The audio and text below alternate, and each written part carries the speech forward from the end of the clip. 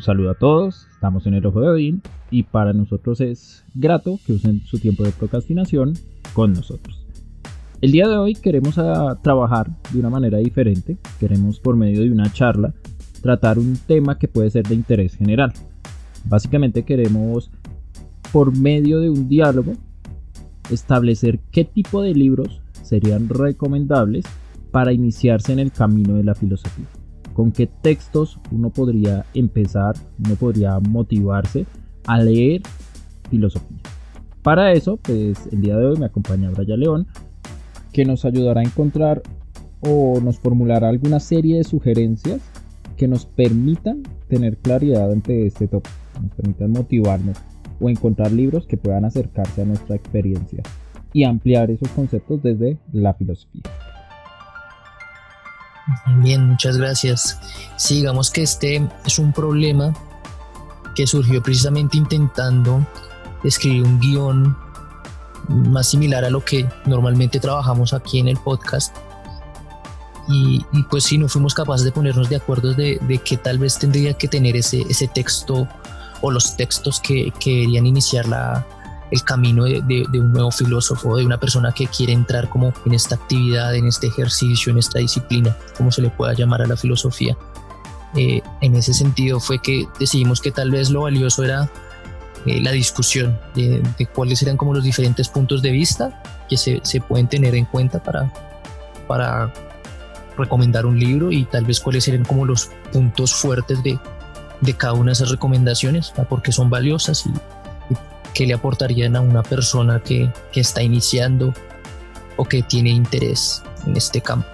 Como Brian lo mencionó, lo interesante del tema en este caso es abordarlo desde la discusión, porque vimos que el formato de guión de pronto se queda corto, ya que recomendar un libro siempre es importante hacerlo. Decía, cuando uno lee un libro deja de leer otro. ¿Eso qué quiere decir? Que uno tiene que ser muy selectivo en lo que escoge, en lo que lee, en lo que ve. Y en este caso, pues tratar de ponerse de acuerdo sobre textos de filosofía es bastante complejo, porque los criterios varían, uno, y las obras en sí mismo también van a variar. Por eso mismo, pues tratando de abordar el tema, sería fundamental saber qué criterios se podrían tener para introducirse en este mundo de la filosofía. ¿Qué criterios deben tener unos textos de carácter filosófico para tratar de introducirse en este tema? Evidentemente, pues estamos hablando de personas que no son expertas, son personas que tienen la curiosidad, pero que no saben cómo abordar la temática. La filosofía tiene un problema, y es que la gente le teme porque cree que es difícil o porque no conoce, digamos, rutas de entrada a la filosofía misma. En este audio queremos tratar de dejar claro que existen rutas de entrada a la filosofía misma que pueden ser amables y no necesariamente hace que uno sienta esa dificultad o el rigor total de un texto, un texto kantiano, un texto hegeliano. No sé hasta dónde es posible que existan textos que permitan este tipo de facilidades. Sí, la filosofía como disciplina o como actividad, y ya por sí incluso en eso ya es difícil saber dónde colocarla. Tiene este asunto un peso muy grande en lo que se llama tradición, que es tal vez algo de lo que vayamos a tocar en varias ocasiones del día de hoy. Y es que es una de las disciplinas más antiguas que tenemos como registro dentro como en este espacio, como puede ser académico o dentro del espacio del pensamiento. Y esa tradición que es tan antigua ha hecho que las discusiones entre autores se mantengan.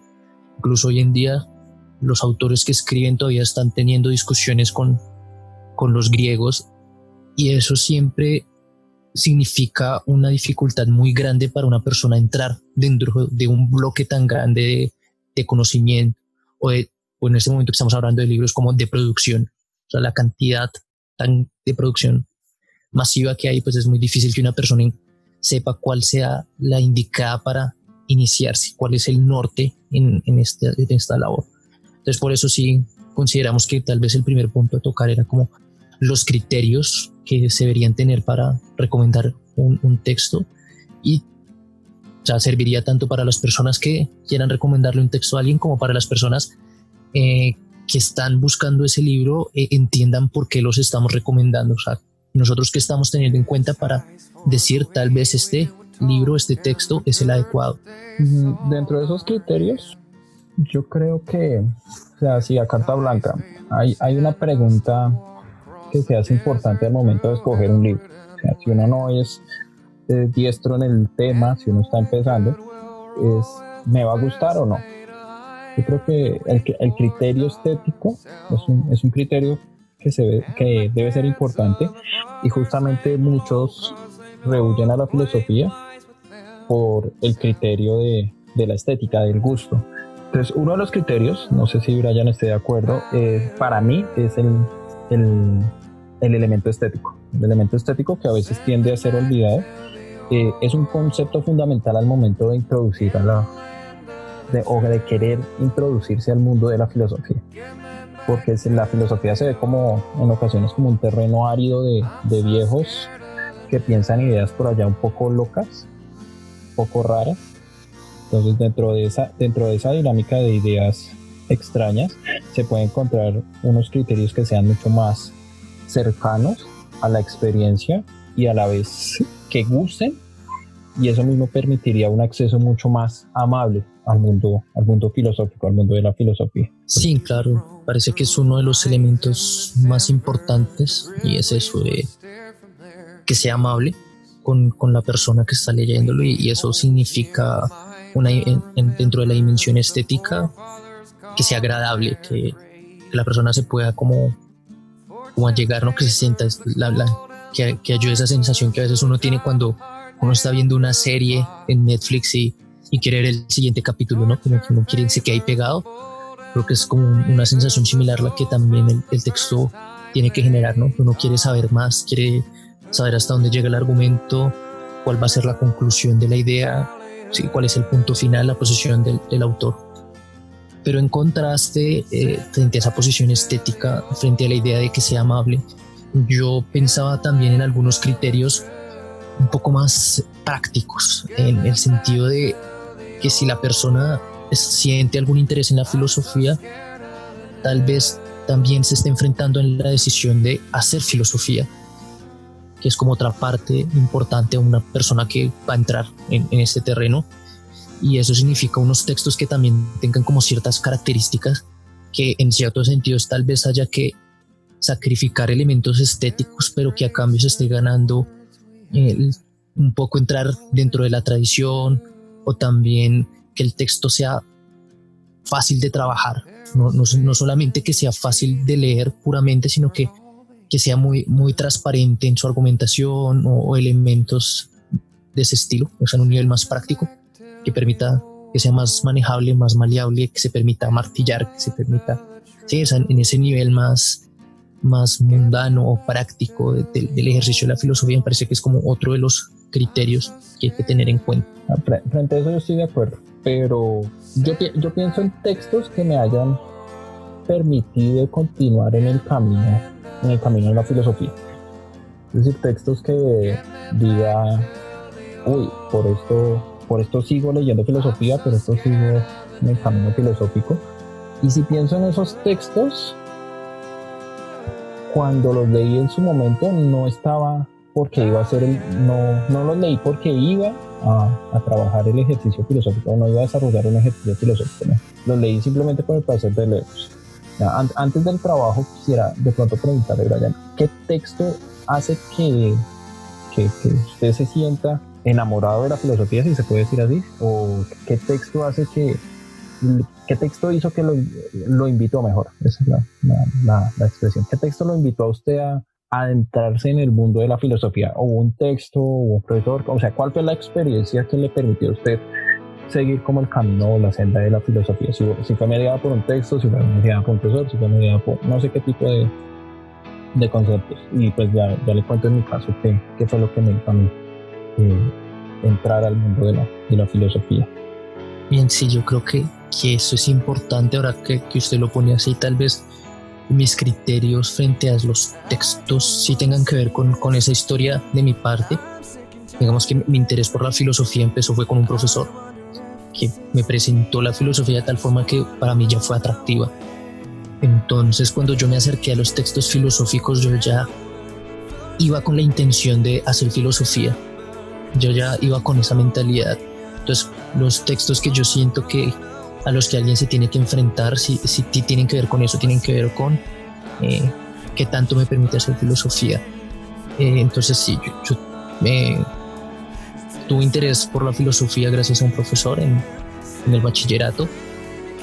Y ya posterior a eso, tal vez el texto que yo recuerdo me hizo decir sí, este es el camino que yo voy a seguir, aquí vale la pena trabajar, fue las primeras líneas de la metafísica de Aristóteles.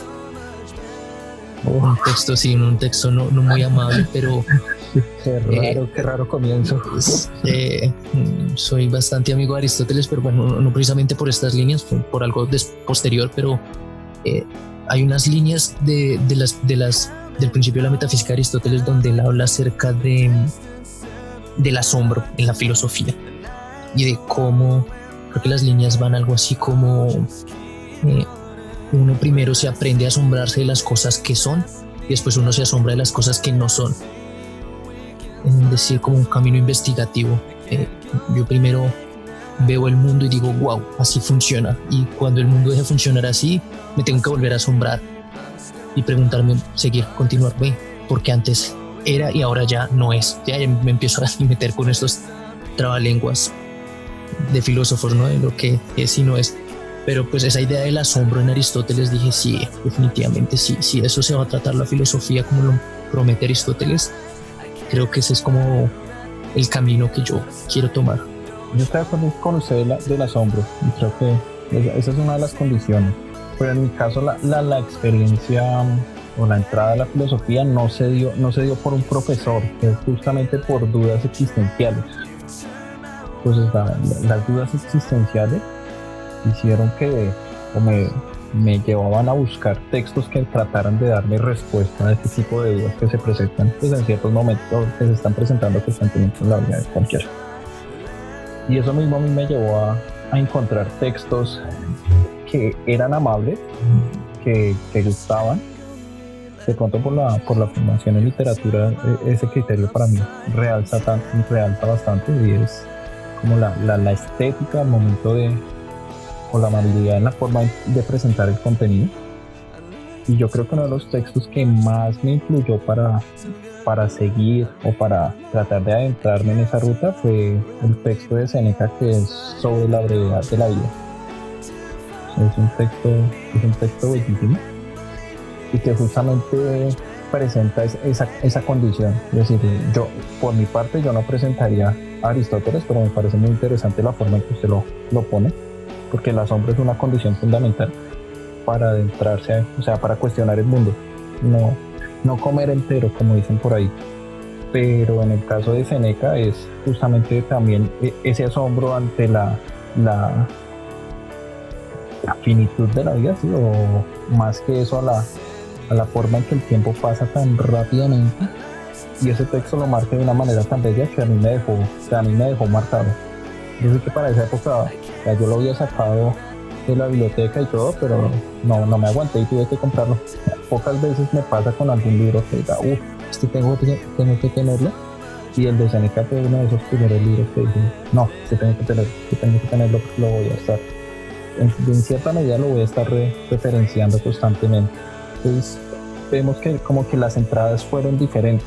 En su caso fue alguien que tuvo la habilidad para saber mostrar la filosofía, junto con después pues el camino que se fue dando, y en mi caso fueron más dudas existenciales, más cómo mostrar, cómo llegar a entender eso que somos en el mundo, lo que me invitó a mí a acercarme al mundo de la filosofía. Y frente a eso pues concuerdo con usted totalmente en que un criterio debe ser, no sé, la capacidad que tiene la filosofía en asombrar, y ese asombro va a estar ligado directamente a cómo de una u otra manera el mundo que vivimos no es tan plano como nos dicen y puede tener unas cosas que nosotros en un primer momento no nos atrevemos a observar o nos cuesta observar. No sé si algún texto para usted, Brian, le haya generado esa ruptura, porque son rupturas, no sé si lo vea en el mismo sentido o si está de acuerdo o si no está de acuerdo, pero se generan unas rupturas con cierto tipo de textos y esas rupturas están marcadas por como la forma en que uno ve las cosas del mundo. No sé si haya un texto que a usted lo haya asombrado tanto que le haya roto en cierta medida o le haya modificado su forma de ver las cosas. Un texto que usted pueda decir, uy, esto me cambió, esto me hizo dudar, me hizo ver de otra manera el mundo. Sí, como usted lo pone, en esas palabras creo que hay un texto que se me viene a la cabeza y es Investigación sobre el entendimiento humano de Hume. Ahí hay creo que es la versión más breve de un tratado anterior, Tratado de la Naturaleza Humana. Y creo que lo que logra hacer para mí es lo que él hace ahí es intentar destruir la inducción. Sí, es la razón, el uso de la razón en ese sentido, ¿sí? De cómo la inducción no tiene fuerza de necesidad.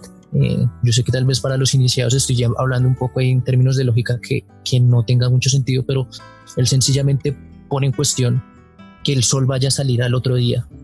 Digamos que esa es la imagen fuerte que me hizo como cuestionarme cosas, que es algo muy tonto, pero lo que él dice es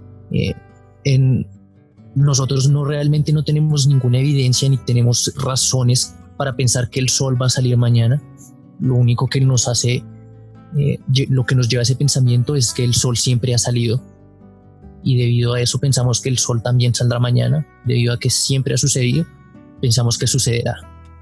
Y romper con esa parte del pensamiento inductivo, de una cierta irracionalidad básica que nos ayuda a funcionar en el mundo, creo que fue una de esas cosas que me hizo como cambiar el chip leyendo. Entonces un texto que lo tengo puesto en ese lugar, por eso siempre lo pienso en eso. Hay una respuesta que a mucha gente no le gusta, que la respuesta que Hume da ahí para eso es el hábito. Sencillamente nosotros funcionamos por hábito.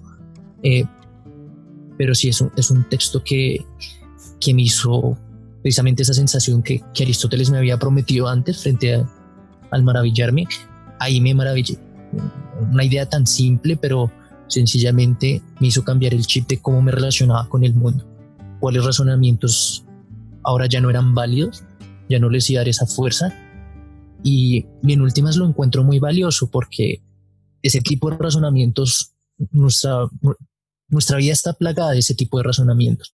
Desde nuestra vida cotidiana hasta esferas mucho más sensibles como son la argumentación en asuntos de política o el espacio público, también están llenas de este tipo de razonamientos que ya, digamos que Hume desde ahí ya dice, no, acá hay un problema y no podemos seguir manteniendo el conocimiento humano en base a ese tipo de razonamientos, o más bien, si estos razonamientos que están dentro del conocimiento humano toca tratarlos de una manera distinta.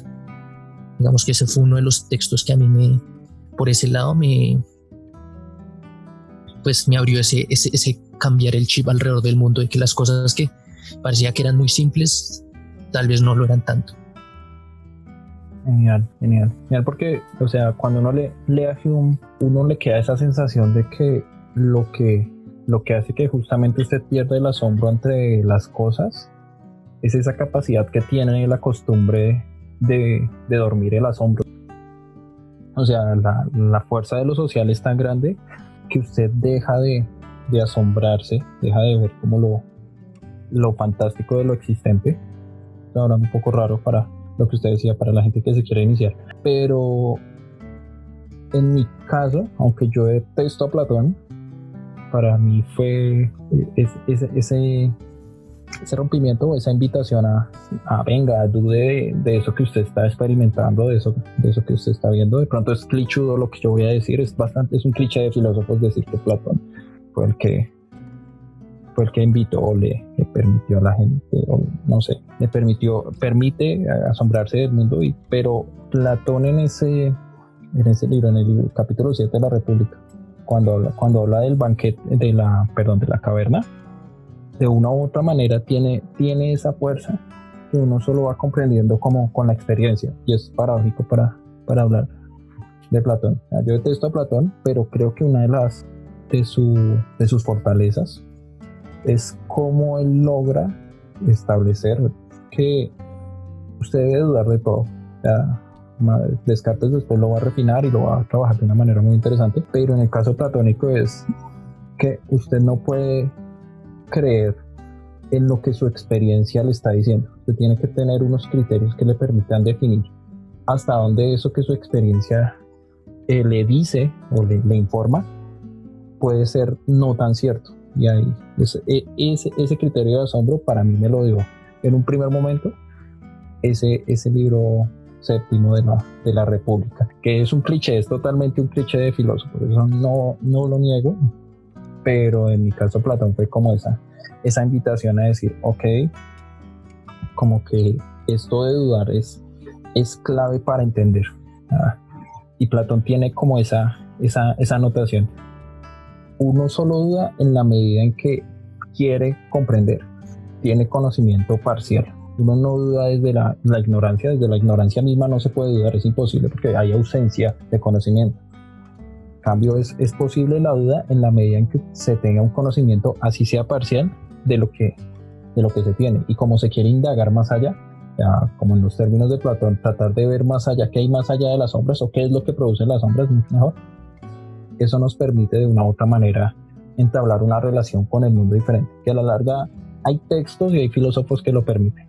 Hay filósofos que hacen que uno tenga una relación mucho más, o que cambie la relación que uno tiene con el mundo, y en esa misma medida cambie uno su ser en el mundo, su forma de vivir en la existencia.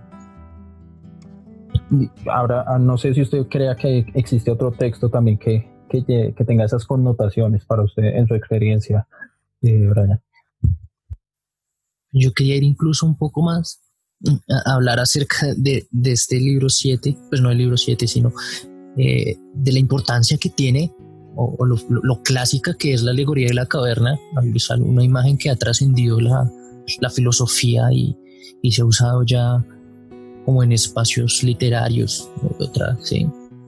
Tiene esa relevancia, que es una fuerza que tiene Platón, es un poder que tiene Platón, no es en vano su estilo de escribir, que sean diálogos. Yo creo que es uno de los elementos que lo ha hecho trascender a él en la historia de la filosofía. Claramente su pensamiento es grandísimo y fuerte, pero yo creo que su estilo en ese sentido es muy importante. Y quería un poco atacar a su idea de ser cliché. Y a mí me parece que una cosa que es importante para cuando uno inicia en la filosofía es empezar con esos clichés.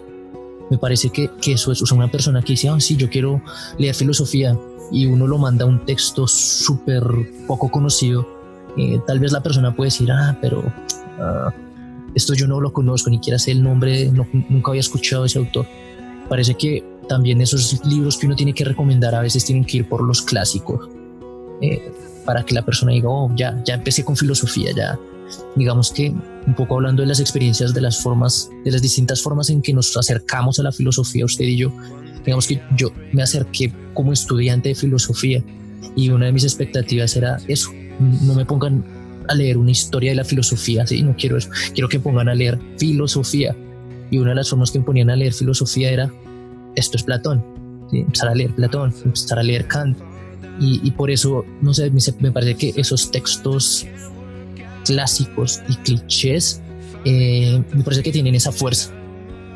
También me parece que tienen la fuerza o el valor de que son tan clásicos y tan clichés que encontrar buenos comentarios a esos textos es muchísimo más fácil. Entonces, si una persona tal vez está empezando a ser autodidacta, tal vez estos libros clichés tengan muy buenas guías para abordarlos, y tal vez eso también facilite el trabajo.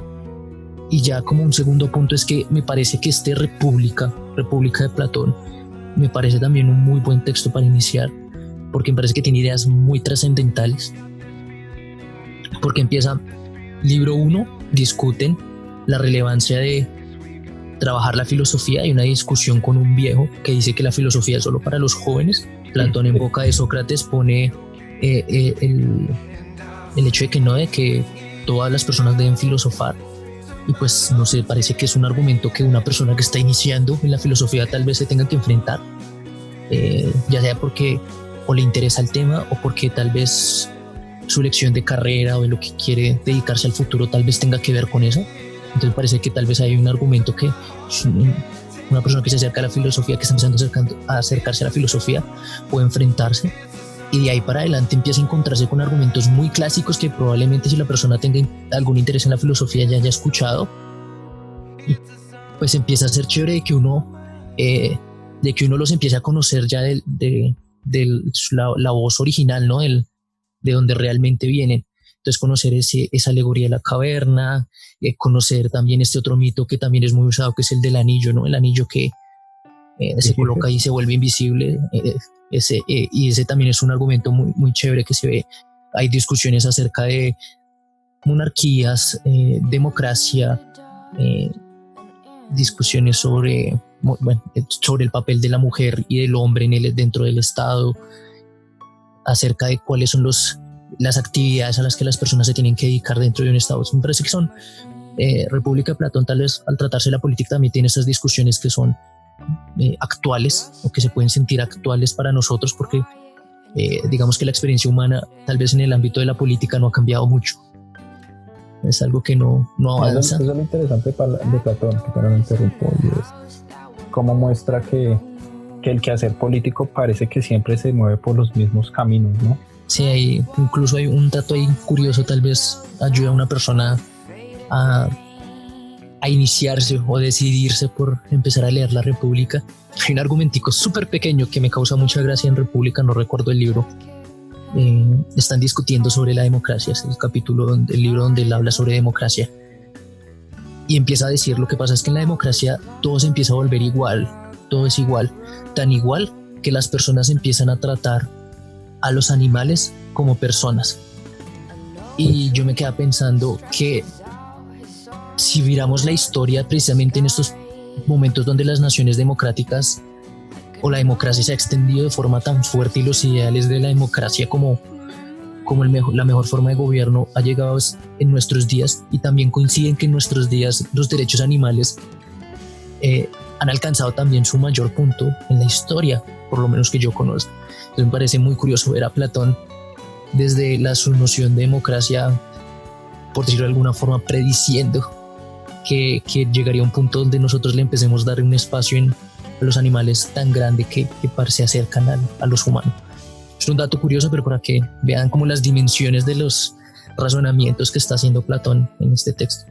Platón es visionario, y para mí la fundamental acercarme a Platón, desde mi experiencia, porque a mí me parece amable, o sea, aunque es muy sutil, escribe de una forma muy sutil, su forma literaria invita a continuar la lectura. Eso es una de las cosas que tiene, y que contrasta bastante con Aristóteles, que es bastante riguroso, bastante rígido, y establece con claridad cuáles son los argumentos, cómo de una u otra manera argumento, tesis, etcétera, etcétera. Mientras que en el caso de Platón lo lleva a uno como una sinfonía. Bueno, a mí me parece peligroso eso, es un peligro interesante leer a Platón, y justamente para alguien que quiera acceder o que quiera conocer qué es eso de la filosofía, Platón es un muy buen comienzo, no lo voy a negar. En mi caso yo no empezaría por la República, empezaría por la Apología. También es otro texto clichudo que siempre lo menciona, pero es por esa forma de presentar el juicio de Sócrates. Y cuando lo leí, ya me sentí ahí. Yo sé que es solo pluma de Platón, pero la forma en que presenta el juicio, pues la forma literaria en que presenta el juicio, es una forma muy potente, que incluso uno puede pensar que en Sócrates como una especie de héroe que quiere redimir al mundo, qué sé yo, pero es bastante interesante en el caso de Platón, y cómo de una u otra manera logra logra enganchar. O sea, Platón tiene esa dinámica, tiene esa magia, y por eso también parece como complicado. Y es esa magia de que logra enganchar a los sujetos por medio de la forma en que logra presentar sus escritos. Para mí que se inicia es muy interesante, y aparte de eso los problemas que usted presenta, sí, evidentemente Platón los presenta de una manera rigurosa. O sea, la forma de discusión también ayuda a ampliar mucho el aspecto o el espectro de las dinámicas, tanto en lo político como en lo social, etcétera, etcétera, no sé, lo educativo. Platón tiene como esa dinámica, se mueve en muchos terrenos, pero así mismo me parece también como peligroso. Sin embargo, para iniciar es perfecto. No, yo no diría que la República, pero sí invitaría a la apología de Sócrates. Me parece un texto, aparte un texto bellísimo, es una declaración de amor a la filosofía para mí, una declaración de cómo de una u otra manera el ejercicio filosófico es algo que se mueve también en el cuerpo, en la forma en que uno le apuesta a algo en la existencia. Sí, Apología es también un clásico, es un texto de primer semestre de filosofía. En últimas también es un poco la historia de un mártir de la filosofía. Entonces ahí sí coincidiría en que Platón tiene o cumple ese elemento, ese criterio estético del que ya hablamos, porque es muy, muy amable en ese sentido. Y el peligro que usted coloca, yo lo pongo en otro sentido. Me parece que el peligro de Platón se convierte en que el elemento estético es tan fuerte que muchas veces esconde el nivel formal que tiene Platón. Es decir, la complicación de los argumentos, el nivel de la argumentación contra quién está discutiendo en cada momento. Digamos que son unas de las grandes complicaciones que yo encuentro cuando me enfrento a un diálogo de Platón, que uno da una leída al diálogo y uno encuentra tal vez los puntos centrales, el tema, todo eso lo encuentra, pero uno va a un comentarista de Platón de ese diálogo y uno se da cuenta de que uno no vio ni la mitad de lo que realmente estaba pasando, porque Platón está teniendo discusiones con sofistas, está teniendo discusiones con otros filósofos, está teniendo discusiones con algunos políticos que no están en el texto, sino son posiciones conocidas en la época, y pues por eso Platón puede, sin decir el nombre de con quién estar peleando, todas las personas que lean de su época el texto, saber que la puya que él está haciendo ahí, que el argumento va en contra de una persona particular. Entonces yo creo que es un peligro que pasa en Platón, es muy grande, aunque es un asunto en general de toda la filosofía. La filosofía antigua también en específico tiene ese gran problema. También estaría de acuerdo en el contraste que hay entre Platón y Aristóteles. Aristóteles normalmente la gente no le agrada mucho porque estéticamente no es bueno. Aristóteles es un pésimo escritor en ese sentido. En cuanto a argumentación, en ese lado sí es un excelente escritor. Tan buen escritor que le escribe a uno las guías lógicas para que nos entendamos en los otros textos. O sea, para el que se quiere iniciar en la filosofía y por alguna razón Aristóteles suena como una buena razón para iniciar, que no lo creo. Aristóteles no es una buena forma de iniciar, pero Aristóteles tiene como un órgano donde trabaja la lógica y ahí él explica cómo él va a argumentar y cómo él entiende que son los argumentos válidos. Tiene un diccionario en metafísica de problemas y de definiciones, donde cuáles son los problemas que él quiere tratar, a qué se refiere con ciertas cosas, ciertas definiciones que en otros lugares tal vez no son tan claras, uno a veces va a metafísica a buscarlas. Entonces digamos que Aristóteles es supremamente organizado, los argumentos están muy bien hechecitos, pero no es nada amable para una persona que se quiera iniciar en filosofía. Además de que se crea historiador, ¿no? Si alguna persona que está escuchando esto por alguna razón está leyendo a Aristóteles por su cuenta y él dice algo de algún otro filósofo, probablemente no sea cierto, o hay que matizar mucho la postura que Aristóteles está poniendo de otros filósofos, porque normalmente no es muy justo con los demás. Eso es cierto. Y como recomendación, tal vez como otro texto de Platón, aparte de la Apología, yo propondría el Laques. El Laques tal vez no es uno muy influyente, pero empieza a trabajar lo que es el arete o lo que es la virtud, que es como un eje central de toda la ética antigua. Es que si el interés por alguna razón es ético y tal vez están empezando a explorar la filosofía ética antigua, Platón, Aristóteles, Sócrates, helenismo, yo creo que en Laques hay como algo corto y que le da una guía más o menos da una guía de cuáles son las discusiones que se están teniendo, de por qué está hablando de virtud y por qué es relevante para los antiguos hablar de virtud. Perfecto. No, estoy de acuerdo con usted. O sea, Aristóteles no es amable, pero enseña el rigor, que es un elemento fundamental de la filosofía. El rigor en la escritura, el rigor en la forma de pensar. Y sí, evidentemente Platón también tiene, o sea, su potencia frente a lo estético en ocasiones también puede ser como su límite, porque a veces la primera entrada puede que muchas veces sea entender más a Platón como una obra de teatro, como una novela. Y eso hace que uno quiera ver, es el final de la trama, cómo es que se desenvuelve la trama de los personajes, en este caso muchas veces Sócrates, bueno, los otros, y no las sutilezas que va presentando Platón en la manera en que construye los argumentos sobre el tema del cual se está reflexionando. Entonces es como ese peligro de Platón, pero igual también la riqueza misma de Platón. No sé si usted esté de acuerdo que para mí existe un criterio también que es fundamental y es que el texto invite a la reflexión. No sé cómo se pueda matizar eso en unos términos más rigurosos, pero si hay algo que pasa con la filosofía es que la filosofía logra que usted se quede pensando en una idea, en un tema, en una situación y usted mastique ese tema mucho tiempo.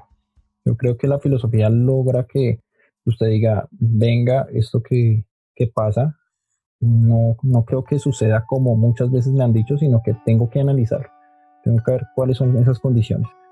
Y si vemos que de pronto esa sea una posible como condición para textos que sean iniciáticos o que inviten a la filosofía, no sé si usted considere que haya un texto que le haya permitido eso, que en algún momento dijo, uy, este texto me invitó para reflexionar, o me permitió reflexionar sobre un tema del cual estaba como dudando, no sé cómo elaborarlo, pero si para ustedes ese sería un criterio número uno y si existe un libro que cumpliera con ese criterio. Como usted lo está poniendo, me parece que es como una conclusión del que ya hablamos acerca del asombro. Me parece que el asombro en la filosofía normalmente se materializa en preguntas. Siempre el filósofo dice, oh, aquí pasó algo, se asombra frente a algo en el mundo y ahí lo que surge es una pregunta. O sea, el asombro es eso, una pregunta. ¿Qué es esto? ¿Por qué está pasando esto? ¿Cómo está pasando esto? Esas preguntas, recitando las causas de Aristóteles, qué, cómo, por qué. Pero bueno, digamos que el asombro es un poco, se convierte en una pregunta y yo creo que son esas preguntas las que lo atrapan a uno. Que digamos que no en vano la filosofía se ha ganado la fama de hacerse por preguntas tontas, ¿no? Como ¿qué es la vida? Llamo tontas en el sentido de que son preguntas que normalmente no acompañan a la vida diaria, que si la acompañara normalmente la haría un poco insoportable, ¿no? Uno se anda preguntando esas cosas. Sí, uno puede estar preguntándose todos los días qué es la existencia, qué es el ser, qué es la vida. La clásica de por qué hay algo y más bien no nada, ¿no? Esos golpazos que solamente cuando uno está como en esa disposición de leer, de reflexionar. Pero mi punto era que venían como en formas de preguntas y de problemas, y creo que ahí es donde lo enganchan a uno y uno empieza a masticar, a hacer ese ejercicio de vaca rumiendo, que come, vomita y vuelve, mastica todo el tiempo, un ejercicio inacabable en el que se convierte la filosofía. Digamos que no en vano personas pueden dedicar como al mismo problema casi que su carrera entera alrededor en la filosofía. Y pues bueno, ahora si yo hablara personalmente acerca de algún problema que me ha enganchado, pues para mí siempre va a ser Hobbes, bueno, por lo menos hasta este punto, y es la idea del Leviatán, la idea del estado absoluto. Es como una idea que obviamente para mí como que tocó todos los puntos que tenía que tocar acerca de mis intereses alrededor de la filosofía política, y es un libro que completamente me engancha. El problema que se está preguntando base para mí en el Leviatán es cómo entender este asunto de vivir juntos. ¿Qué es lo que está pasando detrás? ¿Cómo entendemos este asunto de vivir juntos? Y me parece que la respuesta es un estado absoluto, es la respuesta que da Hobbes a esa idea, y ahí es donde yo he estado como volviendo siempre. Ahí es donde yo he estado enganchado y reflexionando. Ahora ya tal vez saliéndome un poco del asunto ya personal, me parece que el filósofo que hace un poco por excelencia este asunto, y por eso tal vez es como tan conocido, tal vez también en un asunto más, es tan popular, es Nietzsche. Yo creo que casi que cualquier texto de Nietzsche tiene esa capacidad de reflexión. Le desarma a uno muchas concepciones del mundo, y siempre le logra a uno a cambiar algo, a moverle una ficha que uno dice, wow, acá hay un cambio de paradigma, aquí hay un cambio relevante de valores, acá hay una revaloración de la verdad, cosas por el estilo siempre les sacaban a uno. Y yo creo que no en vano muchas personas que llegan a la filosofía en mano de Nietzsche. Yo estoy de acuerdo. Si quisiera pensar un texto que me permitió, o sea, como reflexionar, tratar de, o sea, que todo se concretó en una duda como existencial, yo diría que la ética de Spinoza. Ya puedo decir que no la entiendo, pero me encanta.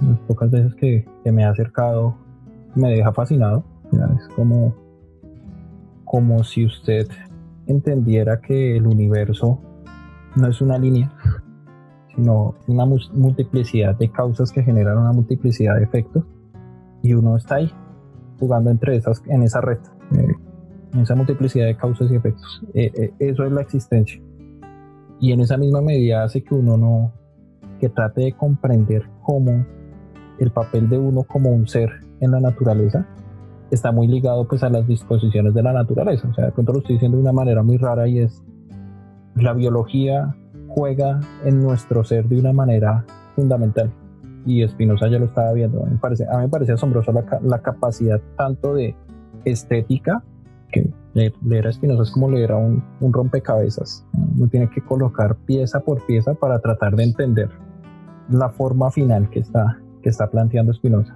Es muy difícil, eso nadie lo niega, pero yo creo que si existe un texto que me haya movido bastante es Spinoza, por ese ejercicio que toca hacer de tratar de entender, de tratar de entender cómo encaja pieza por pieza, cómo no, el universo no es una línea, sino simplemente esa multiplicidad de causas permiten que uno entienda que todo está relacionado con todo.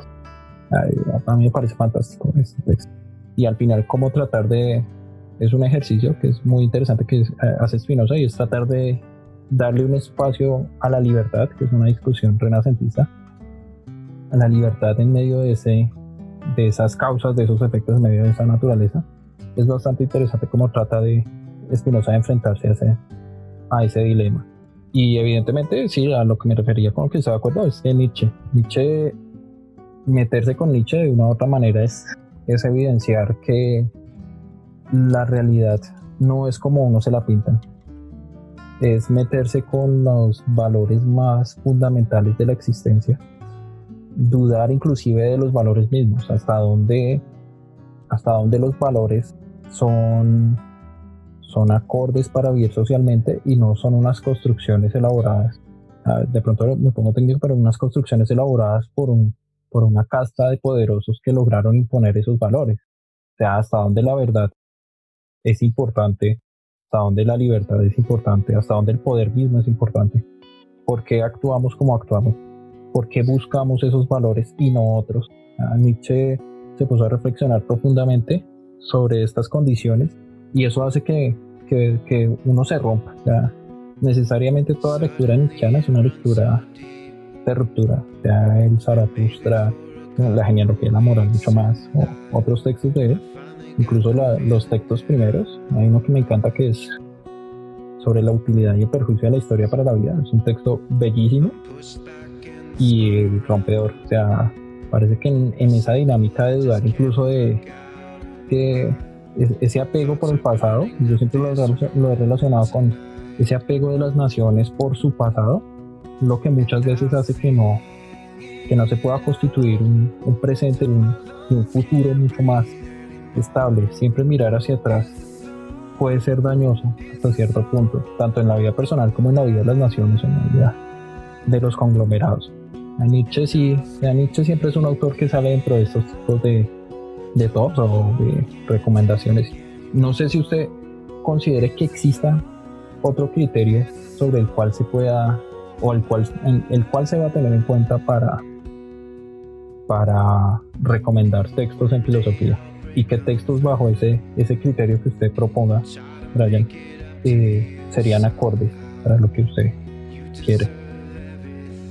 Creo que otro de los criterios que se pueden tener en cuenta es la posición que tiene el texto, el libro o el autor con respecto a la tradición filosófica. Lo que quiero decir con esto es que el texto, o considero el texto, debe permitir a una persona recién llegada entender los puntos centrales de la argumentación o el tema que se está tratando, sin tener que ir más allá del texto mismo. Es decir, que él contenga todas las como herramientas para entenderse, pero también debe tener una doble cara, y es que debe ser una buena forma para que la persona entre dentro de la tradición, es decir, que hayan unas discusiones un poco por debajo de mesa, que la persona cada vez que se adentre más en la filosofía empiece a descubrir.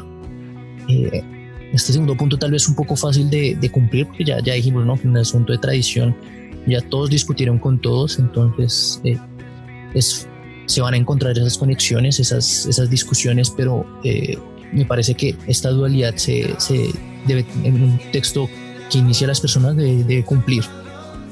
Es decir, un texto que no sea una discusión que vaya más allá del texto, pero a la vez que contenga discusiones que se puedan ver, para que siento que la persona vaya avanzando con el camino, se dé cuenta de que el trabajo que ya recorrió, el camino que ya recorrió, tenga sentido, ¿sí? Empieza como a construirse y a hacer un propio mapa de lo que es la filosofía, de lo que es la tradición filosófica, cuando ya la persona empieza a tener sus propias posiciones acerca de ciertos asuntos, acerca de ciertas preguntas.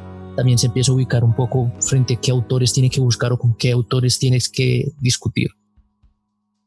Digamos que frente a ese criterio, el texto que yo recomendaría frente a eso precisamente sería uno de Nietzsche, ya que veníamos hablando de él, y es un texto también, por lo menos yo lo conocí también en primer semestre.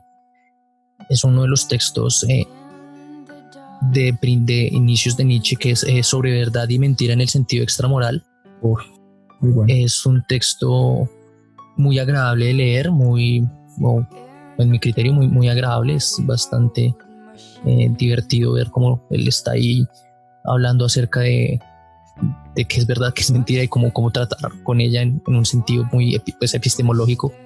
Me parece que ya de por sí, o sea, en sí mismo uno se enfrenta a unos argumentos fuertes y interesantes, pero al mismo tiempo tiene un contexto muy grande frente a toda la discusión epistemológica que sucedió en la Edad Moderna, y a la cual ya Nietzsche un poco le está dando el cierre.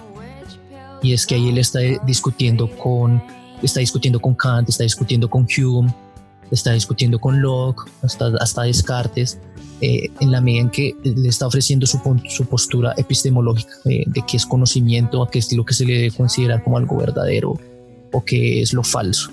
Entonces, me parece que cumple ese criterio en ese sentido. Me parece que los argumentos que presenta en sí mismos son fuertes y uno no tiene que ir más allá del texto, aunque si es verdad, un poco de contexto le podría ayudar tal vez a enfrentarse a unos argumentos tan extraños, porque la postura de Nietzsche ahí es difícil de entender en un principio, ¿no? Porque asumir que toda fuente de conocimiento o todo conocer está hecho en base a un pacto que hay entre los demás porque arruinando el texto, esa es la tesis, ¿no? toda forma de conocimiento no es más que un pacto entre los demás. Llegamos a pactos de que ciertas cosas son de cierta forma, les ponemos nombres y en base a eso es que decimos que las cosas son de X forma. Y Nietzsche lo deja en un nivel de que todo eso es una falsedad, es una mentira, que olvidamos que es una mentira y empezamos a llamar a eso verdad en un nivel como funcional. Digamos que esa es la postura de Nietzsche. Me parece que es posible entenderla tan solo leyendo el texto, pero hay un contexto detrás de unas discusiones epistemológicas de toda la modernidad alrededor de cómo se conoce. Bien, o sea, Nietzsche tiene siempre como esa magia, esa magia y esa perversidad. Es como que de una u otra manera sabe encantar, pero al final siempre del camino le espera un golpe fuerte al que lo lee. Filosofar a martillazos, ¿no? Exacto, o sea, es que no, él no lo pudo decir mejor, es a martillazos, de una u otra manera. Y en mi caso sí, un texto que cumpla con esa discusión de la tradición, pero que a la vez permita como profundizar y no sea riguroso, o sea, conocer todo el canon para entender. De pronto es una recomendación extraña, pero para mí es El maestro ignorante, tiene esa connotación también por mi ejercicio pedagógico. Pero El maestro ignorante de Rancière tiene esa doble condición. Uno, está escrito bellamente, es precioso leerlo. Dos, entabla una discusión fuerte con la tradición, con el papel del maestro desde la antigüedad. O sea, Rancière lo que está pretendiendo en ese texto, El maestro ignorante, es decir, venga, hay algo que siempre se ha glorificado y es el papel del maestro a través de la historia. Analicemos hasta dónde ese papel no es un papel que permite no potenciar, sino al contrario, disminuir la capacidad de los sujetos. Eso pues es bastante innovador para mí. O inclusive logra que en el ejercicio docente uno sea capaz de decir, hey, hasta dónde puedo ir, hasta dónde no puedo ir, porque mi mismo ejercicio es un ejercicio que en ocasiones limita al otro. Rancière, y como usted lo dijo, arruinando el texto, Rancière cree que no hay nada más peligroso que un maestro, porque el maestro limita. La función del maestro no es que el estudiante crezca, excepto para Nietzsche, que eso es otra cosa, sino considerar y establecer un rol donde el otro va a formar un dependiente. Eso tiene unas relaciones políticas, no sé, lo que sea. Pero su fuerza, o sea, su potencia, radica en cómo también ve que desde la tradición siempre hay una alabanza por el maestro y una alabanza por el conocimiento que el maestro puede brindar. Eso le da un estatus a través de la historia al maestro que pocas veces se pone en duda. Realmente San Agustín en cierta medida lo pone en duda, y extraño, y Rancière, al dudar, pues de una u otra manera logra también ese cometido que hemos venido diciendo, el asombro, el pensar, el reflexionar. Y esa discusión que tiene Rancière con Platón es bastante fuerte. O sea, yo creo que de una u otra manera cierta prevención que yo tengo con Platón la logré despertar gracias a Rancière. Rancière sí pone en duda en tela de juicio esa figura magna que es Platón para toda la historia de la filosofía, y de una u otra manera nos muestra cómo Platón, así como el de Bello, también puede ser peligroso. No sé si para cerrar, Brian, a carta abierta, ¿qué textos, 4 textos que usted recomendaría y que diría, ok, estos serían los textos que yo recomiendo para iniciar? Ya nos dijo algunos de Aristóteles, algunos de Platón. ¿Qué textos ve usted que serían buenos para empezar? El de Hume. Bueno, así textos que yo recomendaría, intentando cumplir un poco los criterios que hemos mencionado hoy, que es muy difícil, ¿no? Que un texto cumpla todos los criterios, toca uno sacrificar a veces uno por otro. Yo, como ya diría, casi que cualquier cosa de Platón, pero haciendo un gran énfasis en los tratados pequeños y los primeros, ¿no? Los de infancia un poco, ¿no? Platón hay como una clasificación de eso, unas discusiones de algunos, si son tardíos o tempranos, pero un poco los pequeños y tempranos, donde se considera que Sócrates es más el que está hablando y no tanto Platón. Me parece que son valiosos en ese sentido. Uno ya está empezando a leer lo que es filosofía como tal, está leyendo uno de los grandes filósofos, que es Platón, uno de los padres de la tradición completa, y me parece que son lo suficientemente simples, estéticamente están muy cuidados, siguen siendo diálogos. Entonces sí, yo creo que cualquiera de esos es una buena elección, tal vez para en una tarde empezar a adentrarse poco a poco y ir tanteando el terreno un poco, y de qué es este asunto de filosofía, de qué es lo que está pasando ahí. Pues cualquier cosa de Platón, de los diálogos tempranos, me parece bien. Ya hablamos un poco de apología, ya había dicho el Laques, pero pues no sé, cosas como Lisis, es acerca de la amistad, también funciona. Bueno, me parece que cualquiera de esos son temas también un poco muy, muy simples, ¿no? Acerca de la valentía, de la amistad, me parece que ahí funciona. Otros conjunto así de textos que yo también me atrevería a recomendar son los textos pequeñitos de Kant. Kant es otro de los grandísimos de la filosofía, y alguien que yo no recomendaría iniciar en sus grandes textos, porque si yo diría que alguien es un mal escritor así como Aristóteles, es Kant, me parece a mí. Pero me parece que en sus textos pequeños muestra como otra faceta, un poco más simple, problemas mucho más humanos o tal vez éticos, podría decirse. Entonces, cosas como la paz perpetua, que es la ilustración, o siempre se me olvida el texto, las consideraciones de lo divino sublime, o textos como idea de una historia universal en el sentido cosmopolita. Parece que son textos también simples, y sobre todo creo que lo más valioso de estos textos de Kant es que son muy influyentes, muy influyentes no solamente en la tradición filosófica, incluso se podría decir que no son tan influyentes en la tradición filosófica, sino son influyentes en la historia humana. Yo creo que eso es como algo valioso de estos textos, que una persona que no se ha hundido todavía en las aguas de la filosofía, pero claramente vive en este mundo, y tal vez las ideas de Kant resuenen, ¿no? De una idea de una historia universal en el sentido cosmopolita, se habla de un estado de estados, ¿no? Una unión de naciones, y es una propuesta un poco, tal vez si exista, no, pero es una idea nueva que está proponiendo Kant, y ya hoy día vivimos con ONU, con Unión Europea. Entonces es algo ahí que uno contrasta y como wow, hasta dónde llega el pensamiento de una persona.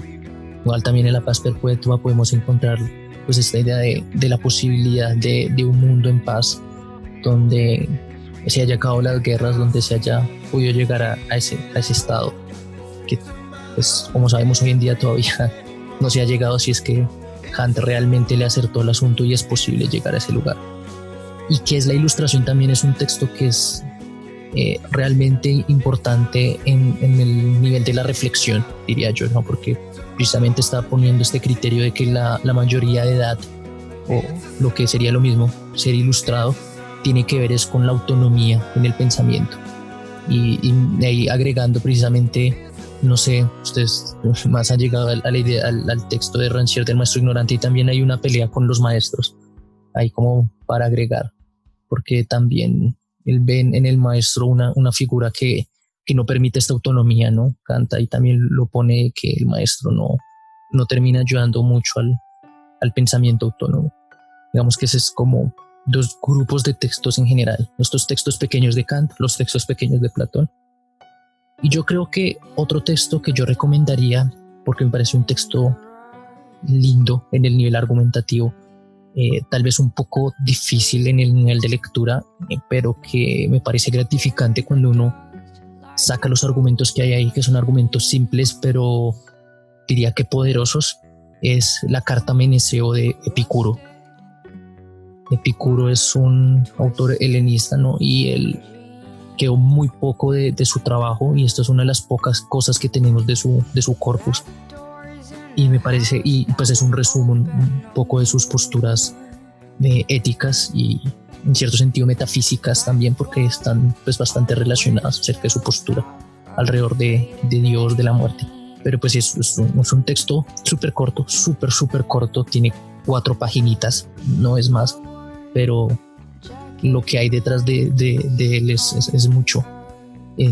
Va desde por qué hay que filosofar, a por qué no tenerle miedo a los dioses, a por qué no tenerle miedo a la muerte, a cómo relacionarse con los placeres y cómo, yo creo que eso es como la última conclusión. Al final hay un poco una discusión también acerca del destino, acerca de la necesidad, todo en 4 paginitas, súper condensado, pero argumentos simples y poderosos. Creo que esos serían como los textos que yo recomendaría. Me adelanto con el de Epicuro. El de Epicuro sí, siempre es, no sé, es un texto básico y muy interesante, que por sí es bastante, demasiado interesante. Entonces, obviando el de Epicuro, en mi caso, si me preguntara por eso, yo diría que hay un texto de Lyotard precioso, la forma en que lo escribe, y es el texto de ¿qué es eso de filosofía? Un texto bellísimo donde él relaciona la filosofía con el deseo, pero con el deseo en el sentido freudiano de la ausencia, como de una u otra manera se filosofa porque siempre hay ausencia de algo.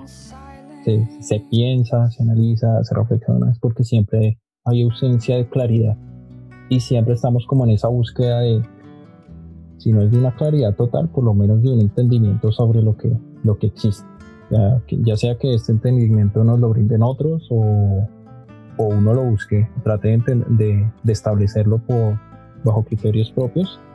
Hay una necesidad, se puede decir que fuerte en el hombre, de establecer una forma de entender lo que nos rodea, y esto me parece, Lyotard lo presenta de una manera bellísima en ese texto, que es la filosofía.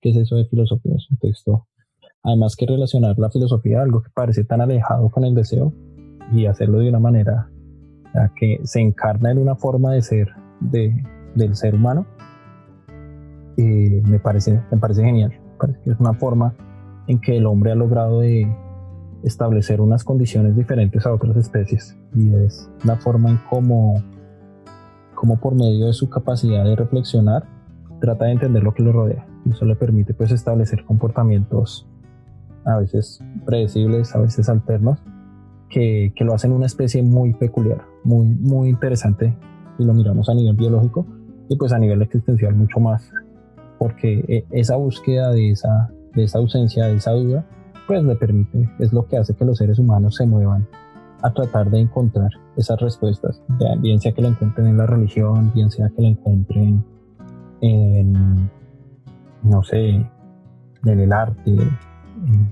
la literatura, qué sé yo, o en la filosofía misma, pero el hombre siempre es un ser incompleto, pero que siempre está buscando llenar ese vacío que tiene, que es una búsqueda infructuosa porque nunca lo va a llenar. Entonces ahí está como la paradoja misma del ser humano. Siempre necesita, siempre busca, pero no encuentra eso que lo va a saciar. Tal vez se sienta saciado momentáneamente, pero nunca va a llenar ese aspecto que es existencial en él, es ese vacío existencial que tiene.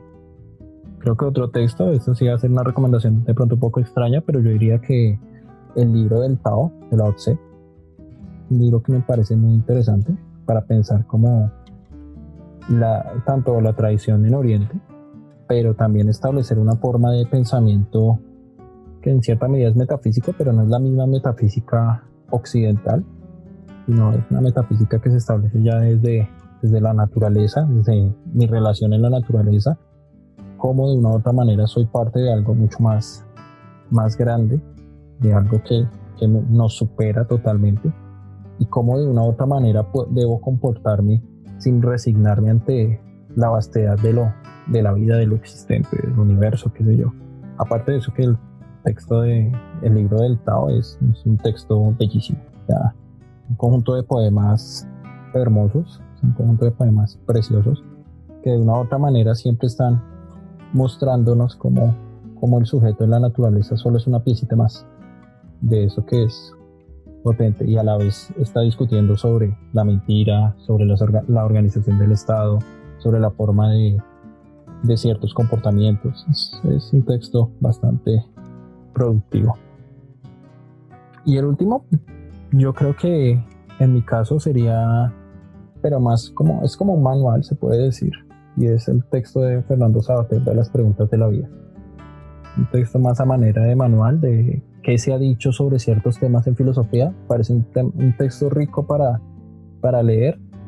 De pronto, como en alguna vez lo señalamos, el problema es que es un texto cerrado. Básicamente se dice esto y fin, se ha dicho esto sobre el universo, se ha dicho esto sobre la libertad, pero aún así la construcción de lo que se dice, de los temas que reflexiona, está muy bien elaborada en ese texto. Sí, con ese texto pasa este asunto, ¿no? De un mar, de 1 centímetro de profundidad, un poco. Exacto. Normalmente la gente lo dice como una crítica. Me parece que dependiendo de lo que uno busque puede ser una virtud, porque sí es una pintura, un panorama completo de las cosas, y pues eso ayuda, ¿no?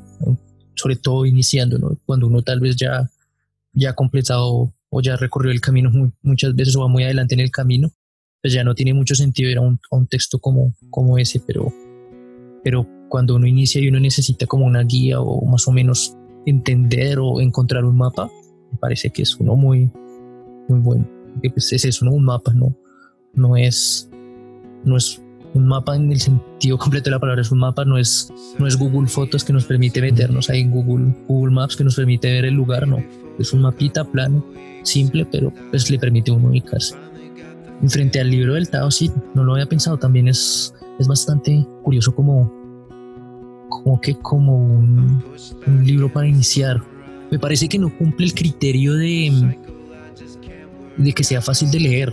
Me parece que el libro del Tao es muy difícil de leer, pero me parece que sí cumple el criterio de enseñar qué es el ejercicio filosófico, porque es machacar ciertas líneas un montón hasta que uno le empieza a encontrar un significado, quizás empiece uno a relacionar con otras líneas y encontrar esas ideas que están como escondidas en medio de cada uno de esas, porque eso es muy sucinto, ¿no? en las líneas, en los poemas, pero me parece que ayuda a mostrar que en últimas que es el trabajo filosófico, ese ir martillando, rumiendo todo el tiempo, porque me parece un texto difícil en el sentido de que no es explícito, no es explícito como en Occidente nos gusta ser explícitos, ¿no? Que es un poco este asunto oriental, un poco el cambio de paradigma que significa eso, si es que esa división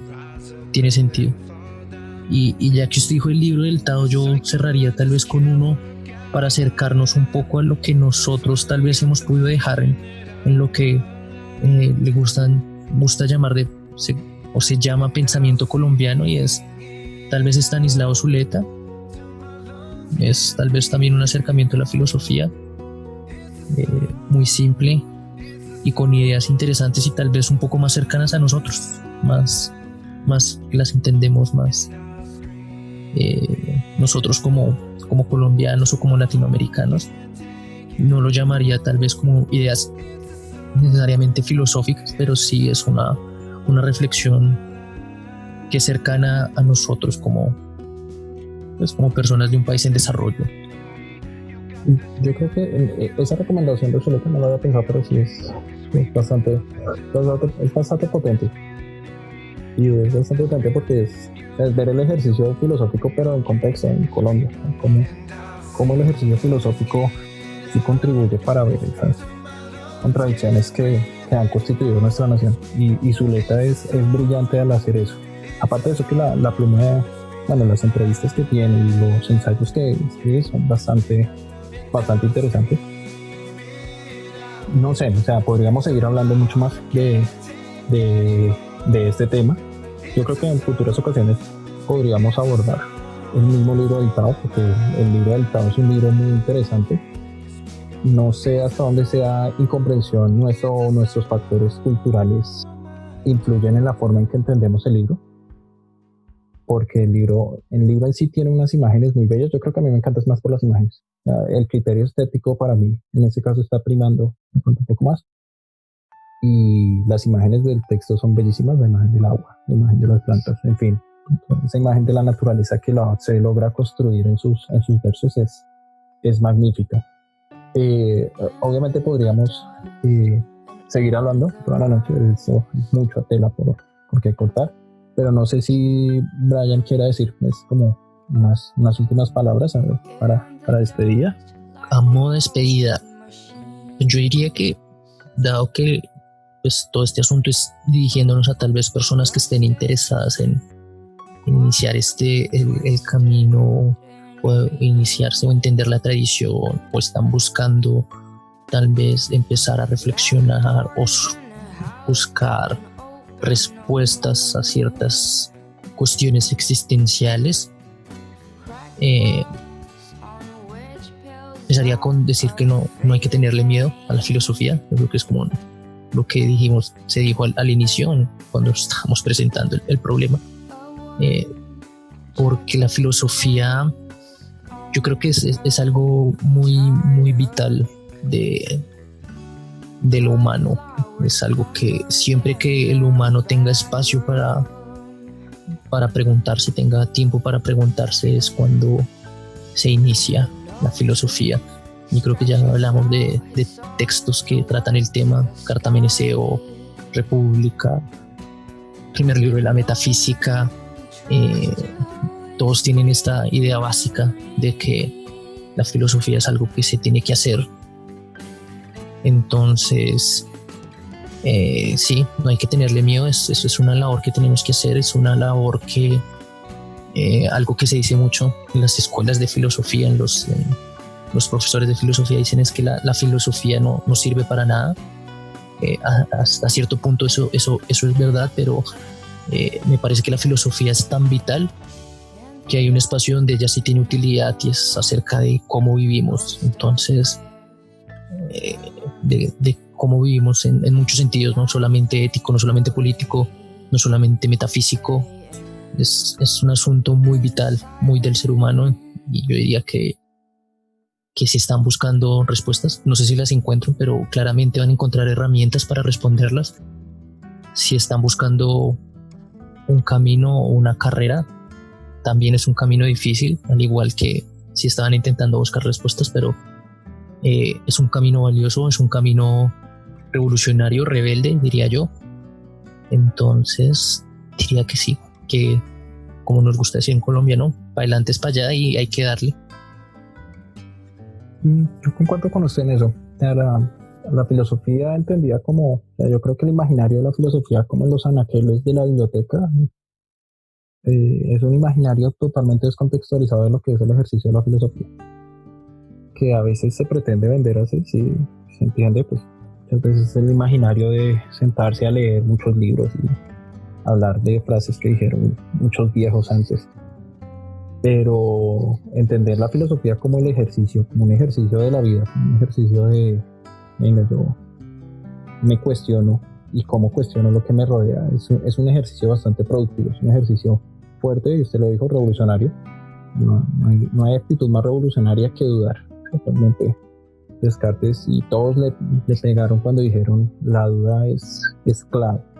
Cuando usted duda, de una u otra manera comprende que las cosas no son tan como se las están mostrando, o que hay unas intenciones previas para mostrarle las cosas como usted se las quieren mostrar o se las han querido mostrar. Creo que esa es una de las potencialidades de la filosofía, y en todos los campos. Es lo que, pues, el ejercicio de cuestionar también es un ejercicio bastante deslegitimado. Además, a nivel político, a nivel social, es complejo cuestionar. Por eso es un ejercicio de revolución. Yo creo que en futuras ocasiones podemos seguir abordando estos temas, como de una u otra manera el ejercicio filosófico, que puede que sea inútil. Concuerdo con que es inútil en la medida en que no tiene una finalidad única, sino por el contrario es más una actitud.